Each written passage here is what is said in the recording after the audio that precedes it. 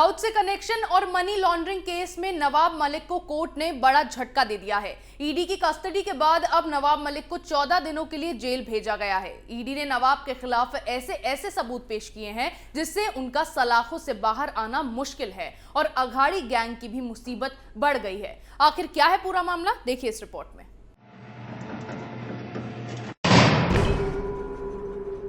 Underworld don Dawood Ibrahim के परिवार से जमीन खरीदने और मनी लॉन्ड्रिंग केस में गिरफ्तार महाराष्ट्र सरकार के मंत्री नवाब मलिक पर मुसीबतों का पहाड़ टूट पड़ा है। नवाब मलिक को अब कोर्ट ने 14 दिनों की न्यायिक हिरासत यानी जेल भेज दिया है। अब उन्हें ईडी की कस्टडी से मुंबई की आर्थर रोड जेल में शिफ्ट कर दिया गया है। महाराष्ट्र के मंत्री उस जेल में रहेंगे जिसमें पहले से कई खूंखार अपराधी कैद हैं। यानी कि नवाब अब मुश्किलों का सफर तय करेंगे। सरकारी सिस्टम के खिलाफ जितनी अय्याशी की है उसकी भरपाई उन्हें जेल में उतनी ही कठिनाई से करनी पड़ेगी। वैसे भी कोर्ट में जब नवाब को पेश किया गया तो अदालत में मलिक की आगे की कस्टडी को लेकर तकरीबन 20 मिनट तक बहस हुई। ईडी की ओर से additional solicitor general Anil Singh ने पक्ष रखा, जबकि नवाब मलिक की ओर से अमित देसाई और तारक सैयद ने पैरवी की। ईडी ने इस दौरान नवाब के खिलाफ कई पुख्ता सबूत पेश किए, जिसके बाद कोर्ट ने नवाब को जेल भेजने का फैसला किया। हालांकि इसके बावजूद नवाब मलिक के वकील तारक सैयद ने उनकी कस्टडी का विरोध करते हुए एक एप्लीकेशन मूव किया था।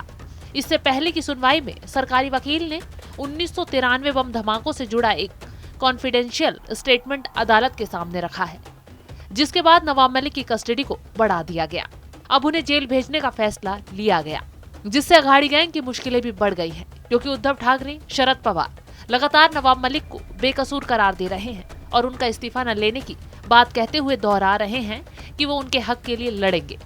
लेकिन अब कोर्ट ने ईडी के सबूतों के अभाव पर नवाब को सरागों के पीछे भेज दिया है, जो शरद पवार के लिए बड़ा झटका है।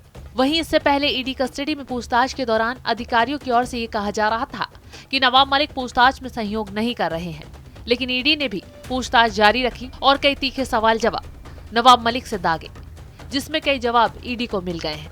तो वहीं अब ईडी ने नवाब के बेटे पर भी शिकंजा कस दिया है और जल्द ही उससे भी पूछताछ की जा सकती है।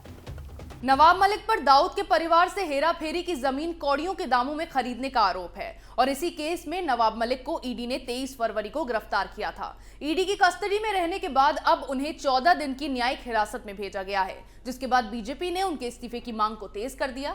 वहीं विधानसभा में भी नवाब के खिलाफ जमकर नारेबाजी हुई है। ऐसी खबरें हम आपके लिए लाते रहेंगे, तब तक के लिए देखते रहिए कैपिटल टीवी।